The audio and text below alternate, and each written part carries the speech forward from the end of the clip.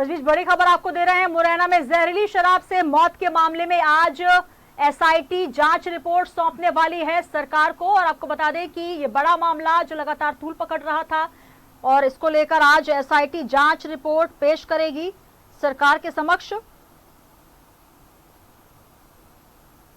SIT प्रमुख राजेश राजौरा ने निर्देश दिए हैं, सभी कलेक्टर्स और पुलिस अधीक्षकों को निर्देश दिए गए हैं।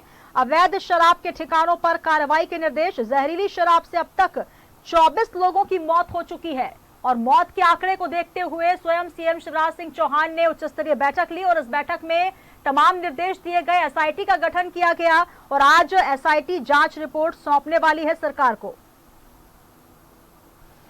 और हमारे साथ चेतन सिंह जी बीजेपी नेता जुड़ रहे हैं। सर, बहुत स्वागत है आपका। सर, जिस प्रकार से मुरैना की अगर हम बात करें, जहरीली शराब के मामले में 24 लोगों ने अपनी जान गंवाई और सरकार की तरफ से हालांकि पुरजोर कोशिशें की गई कि इस तरीके के मामले सामने ना आए। आज जांच रिपोर्ट सौंपी जाएगी, किस तरीके से देखते हैं इसे?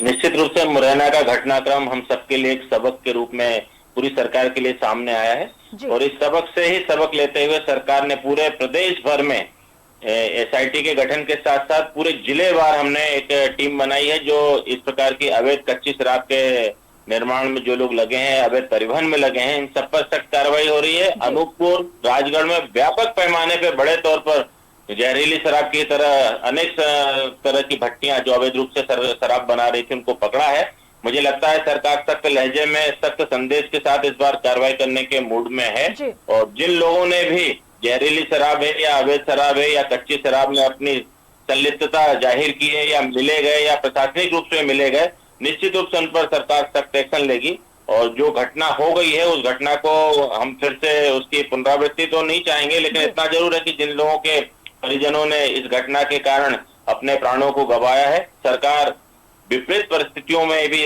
उनके साथ कंधे से कंधा मिलाकर के खड़ी और हर संभव सहायता सरकारी स्तर पर भी और सामाजिक स्तर पर, दोनों स्तर पर उन परिवारों को हम संरक्षण प्रदान करेंगे। जी बिल्कुल चेतन जी, बहुत संवेदनशील मामला है। 24 लोगों ने अपनी जान गंवाई है इस मामले में। अगर बात की जाए पिछली सरकार की या वर्तमान सरकार की, शुद्ध के लिए युद्ध, मिलावट पे कसावट, तमाम अभियान चलाए जरूर जा रहे हैं, लेकिन क्या वजह है कि सरकार के इतने ज्यादा समर्थन के बाद, इतने ज्यादा पुलिस प्रशासन की कड़ाई के बाद भी जो हौसले बुलंद है माफियाओं के, उस पर कहीं लगाम लगती नजर नहीं आ रही?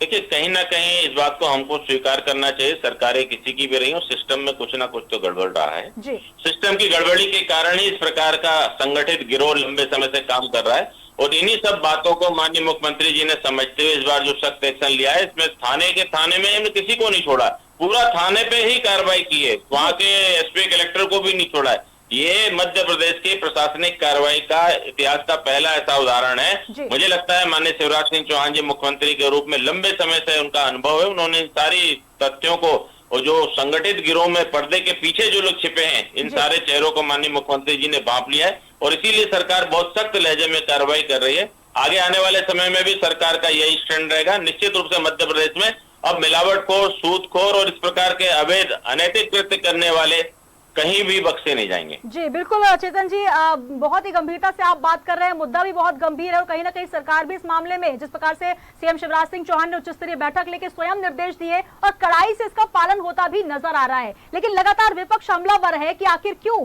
15 साल की सरकार और लगातार सीएम शिवराज सिंह चौहान का कार्यकाल, अगर पिछले कुछ घटनाक्रम को देख ले, जब सरकार बदली लेकिन लगातार एक लंबा क्रम रहा, तो क्या वजह रही कि बार बार इस प्रकार की घटनाएं होती रही? लगातार एक लंबे कार्यकाल में क्यों नहीं सरकार लगाम लगा पाई? और अभी तक आप जो बात कर रहे हैं, निश्चित तौर पर बात सही है, गंभीर है, लेकिन एक मुद्दा जो लगातार विपक्ष की तरफ से उठाया जाता है, इतने लंबे कार्यकाल में क्यों नहीं जो माफिया है वो डर और खौफ उनमें पैदा कर पाया? देखिए, हम मौतों पर राजनीति नहीं करना चाहते, हम मौत के सौदागर भी नहीं है।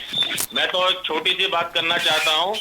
कमलनाथ जी जब मुख्यमंत्री हुआ करते थे, आपको याद होगा कि गणेश मूर्ति विसर्जन के दौरान 14 लोग छोटे तालाब में असमय काल के गाल में समा गए थे और उस मुख्यमंत्री की संवेदनहीनता कहूं, मैं किस भाषा में कहूं, कि उस मुख्यमंत्री को इतना समय नहीं मिला कि वो 500 मीटर अपने बंगले से उतर करके उस घटनास्थल का निरीक्षण कर सके। तो ऐसे लोग हमको अगर रास्ता दिखाएंगे, ऐसे लोग अगर हम पर आक्षेप लगाएंगे, तो मुझे लगता है पहले अपने गिरेबान में झांक करके देखना चाहिए। और जहां तक सरकार और सरकार के महकमे का मामला है, सरकार पूरी सजगता के साथ, पूरी दृष्टता के साथ हमने कहा ना, इसमें नीचे से ऊपर तक अगर कोई भी मिला हम उसको ऐसा कानून के माध्यम से तोड़ेंगे कि जिंदगी में आने वाली पुश्तें भी इस तरह का अपराध करने से घबराएंगी। और सरकार का यह रवैया आगे भी जारी रहेगा। विपक्ष अपना काम करे, वो तो कमर के नीचे भी वार करने में नहीं चूकते, तो ऐसे विपक्ष से तो अच्छा है कि इस प्रदेश में विपक्ष ही नहीं रहे। बिल्कुल, ब्रजेश पांडे जी हमारे साथ जुड़ चुके हैं। चेतन जी कांग्रेस प्रवक्ता है। ब्रजेश पांडे जी बहुत स्वागत है आपका।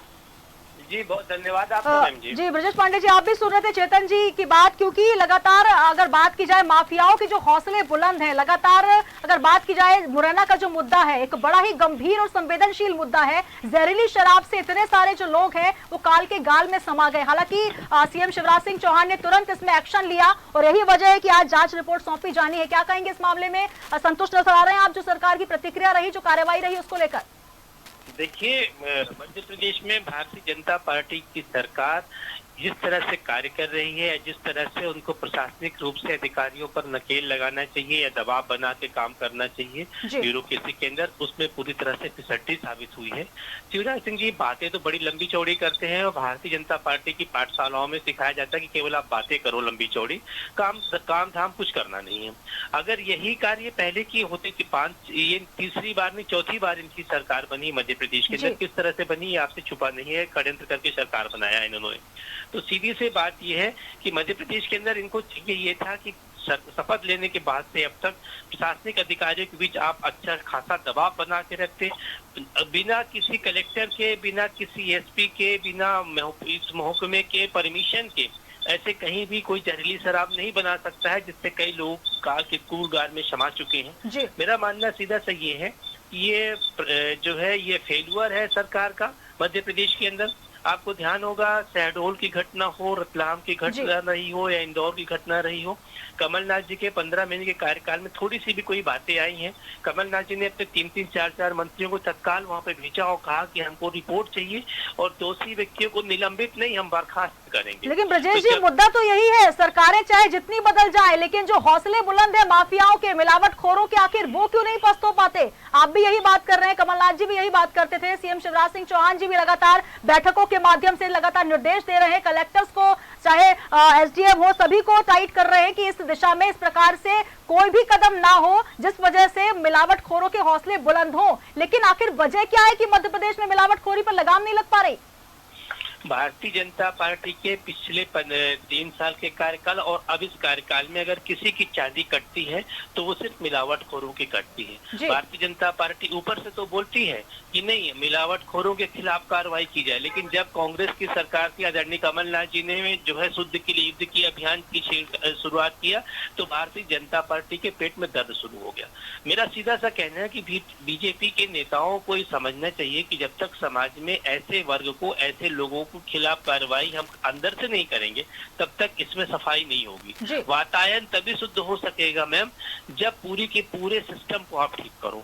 और आप सिर्फ ये कहने से कि नायक फिल्म के अनिल कपूर बनना। चलिए चेतन जी से पूछते हैं। चेतन जी, ब्रजेश जी का कहना है कि आखिर क्यों नहीं तरीके से काम, जो सिस्टमेटिक काम होना चाहिए वो हो पाया। आप भी वही जवाब दे रहे थे कि पूरे जो प्रयास सरकार कर रही है, लेकिन ले देकर अगर विपक्ष को मुद्दा मिलता है, अगर बार बार वही परिस्थितियां हमें देखने मिलती है तो कहीं ना कहीं कोई लूप होल है, कहीं ना कहीं कोई लापरवाही है, कोई चूक है। आखिर ऐसा क्यों? देखिए मैंने तो आपके माध्यम से पूछा था ना कि छोटे तालाब की जो घटना थी आपको उनसे जवाब लेना था। मैं फिर से कहूंगा कि मेरी सरकार ने जिस भी स्तर पर जहां पर भी इस प्रकार के मामले आए सख्त से सख्त, आप बताइए ना, दूध की मिलावट जब दुग्ध संघ की पकड़ी गई तो उनकी सरकार ने क्या कार्रवाई की थी? करी किसी बड़े 3rd और 4th श्रेणी के कर्मचारियों पर कार्रवाई करके आपने हाथ झाड़ लिए और कितने का लेन देन हुआ है किसको नहीं पता, मैं उसमें नहीं जाना चाहता। लेकिन मेरी सरकार के बहुत इरादे साफ है, नेक है, पाक है, और अगर किसी ने भी नापाक हरकत करने की कोशिश की उसका वो हश्र होगा जो शायद उसने सोचा नहीं होगा। ब्रजेश जी, आपकी सरकार इस आजादी के बाद इस देश में संविधान से लेकर के आईपीसी की सारी धाराओं के निर्माण करता है। आप खुद भी कहते हैं, आखिर इन मिलावटखोरों के लिए फांसी का प्रावधान आपने क्यों नहीं लागू किया? दवा में मिलावट, सब्जी में मिलावट, दूध में मिलावट, अरे जहर तक में आपके यहाँ शासन में मिलावट है। इस मिलावट को अगर हम प्रभावी ढंग से रोकते तो आज ये मिलावट का जो जहर है, जो पेस्टिसाइड का जो जहर है, ये शायद समाज में, देश में हमको देखने को नहीं मिलता। लेकिन नीति और नियत कांग्रेस की कभी थी नहीं, इसीलिए मिलावट, सूदखोर और ये आदमखोर टाइप जो समाज में गंदगी फैलाते हैं, मैं उनको आदमखोर ही कहता हूँ। जो मानव सभ्यता को भक्षक है वो आदमखोर से कम नहीं है। मानव सभ्यता की परिभाषा जिनको आज भी हमको आजाद हिंदुस्तान में बतानी पड़ रही हो, तो आज ये सब कमियां केवल हैं तो केवल आपके कारण। लेकिन चेतन जी बिल्कुल बिल्कुल कहीं ना कहीं जिस जिम्मेदारी से आप बात कर रहे हैं, जिस गंभीरता से बात कर रहे हैं, हालांकि पिछली सरकार पर आरोप लगाना इसलिए भी उचित नहीं है क्योंकि लगातार सरकार जो है बीजेपी की रही है और आपकी जिम्मेदारी इसलिए भी ज्यादा हो जाती है और उम्मीद आपसे जनता की इसलिए भी ज्यादा है क्योंकि जो काम अब कर रही है सरकार या जो विभाग है वो कहीं ना कहीं लगातार होते रहना चाहिए, जो औचक निरीक्षण है वो लगातार होते रहना चाहिए ताकि किसी के भी हौसले बुलंद ना हो। जो विभाग है वहां पर भी कहीं ना कहीं जो लापरवाही अधिकारियों में देखी जाती है वो भी ना हो, तो इसके लिए सरकार को मुस्तैद होना बेहद जरूरी है। देखिए, अगर कांग्रेस के किसी प्रवक्ता में अगर इतनी हिम्मत हो तो साफ से बोले ना कि उनकी सरकार के सिस्टम में कमियां थे। मैं कह रहा हूं ना कि बिना गठजोड़ के इस प्रकार के रैकेट नहीं चलते हैं। बिल्कुल, ये हमारी नीति और नियत साफ है, इसलिए हम स्वीकार करते हैं। लेकिन ये भी उतना सच है कि माननीय शिवराज सिंह चौहान जी ने इस बार जो शक्ति दिखाई है, एसपी कलेक्टर को नहीं छोड़ा है, तो हम कल्पना कर सकते हैं कि हम किसी को छोड़ने के मूड में नहीं है। सरकार सबसे पहले जन है, प्रदेश है, प्रदेश के लोगों का हित है। अगर इन हितों के साथ अगर किसी ने हित करने की कोशिश की तो इसके भयंकर दुष्परिणाम उनको भुगतने पड़ेंगे।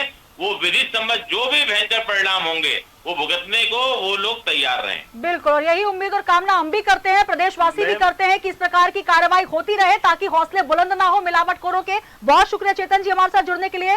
ब्रजेश पांडे जी कांग्रेस से हमारे साथ जुड़े, आप दोनों का बहुत शुक्रिया। और आज एसआईटी रिपोर्ट सरकार को सौंपी जाएगी। अवैध शराब के ठिकानों पर लगातार कार्रवाई जारी है और इस पर हम भी नजर बनाए हुए, क्योंकि जो मध्य प्रदेश में घटना मुरैना में देखी गई है, 24 लोगों ने अपनी जान गंवाई है और इसको लेकर अब मिलावटखोरी पर शिकंजा सरकार कसने के लिए पूरी तरीके से तैयार है।